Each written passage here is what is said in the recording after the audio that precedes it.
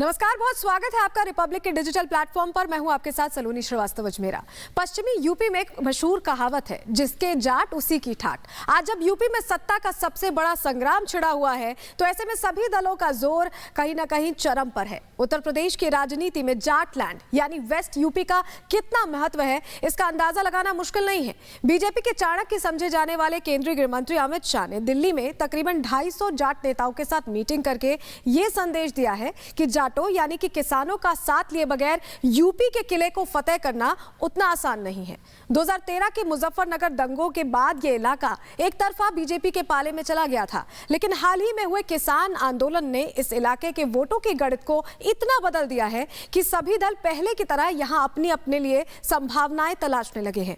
लिहाजा देश के प्रधानमंत्री रह चुके इकलौते जाट नेता चौधरी चरण सिंह के पोते जयंत चौधरी को अगर बीजेपी ने अपने साथ आने का ऑफर दिया है, तो सवाल उठता है कि क्या ये बीजेपी की रणनीति है, कमजोरी है, या फिर जयंत की बढ़ती हुई ताकत का सबूत। हालांकि सियासी तौर पर यह तथ्य सबके सामने है कि साल 2014 के लोकसभा चुनावों से लेकर अब तक वेस्ट यूपी ही हिंदुत्व की सबसे बड़ी प्रयोगशाला के रूप में न सिर्फ उभरा है, बल्कि इसी जाटलैंड ने 2017 के विधानसभा चुनावों में भी बीजेपी को सत्ता दिलाने में बेहद अहम भूमिका निभाई है।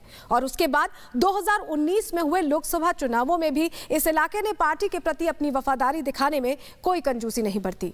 बीजेपी का शीर्ष नेतृत्व इस हकीकत से बखूबी वाकिफ है। सपा से कड़ी टक्कर मिलने के अंदेशे के साथ ही बीजेपी ने अब पूरी ताकत जाटलैंड में झोंक रखी है। यही वजह है कि यहां बीजेपी के बड़े चेहरे अखिलेश पर निशाना साध रहे हैं, तो वहीं जयंत पर सॉफ्ट लाइन लेते नजर भी आ रहे हैं। दरअसल किसान आंदोलन ने आरएलडी के लिए एक संजीवनी का काम किया। मुजफ्फरनगर दंगे के बाद जाट और मुस्लिम वोट बढ़ गए थे।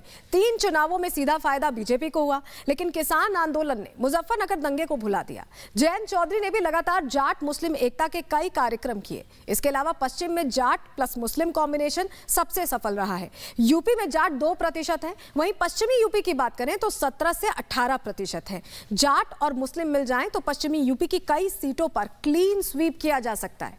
यही मानते हुए बीजेपी जयंत चौधरी की वापसी का परसेप्शन भी बना रही है। अमित शाह ने पश्चिमी यूपी में अपने संबोधन के दौरान यह तक कह दिया था कि जयंत चौधरी किस मुगालते में है, जो अपने चाचा पापा के नहीं सुनते वो आपकी क्या सुनेंगे। अखिलेश यादव की तरफ दरअसल इशारा था। जयंत चौधरी भले ही कहें कि वो कोई चवन्नी नहीं जो पलट जाएंगे, लेकिन आरएलडी का रिकॉर्ड किसी एक पार्टी का बनकर रहने का नहीं रहा है। चौधरी अजीत सिंह, अटल बिहारी वाजपेयी और मनमोहन सिंह दोनों ही की कैबिनेट में मंत्री रहे। 1999 में आरएलडी का गठन हुआ और उसी साल लोकसभा के चुनाव हुए और पार्टी बागपत और कैराना से चुनाव जीत गई।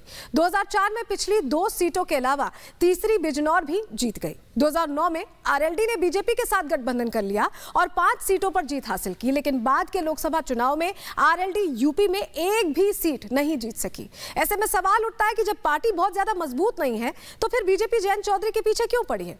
जवाब है कि आंकड़ों में जयंत पश्चिमी यूपी के चौधरी तो नजर नहीं आते, लेकिन किसान आंदोलन के बाद परसेप्शन की लड़ाई में किंग मेकर जरूर लगते हैं। फायदा समाजवादी पार्टी को ना मिल पाए, बीजेपी यही सुनिश्चित करने की कोशिश कर रही है।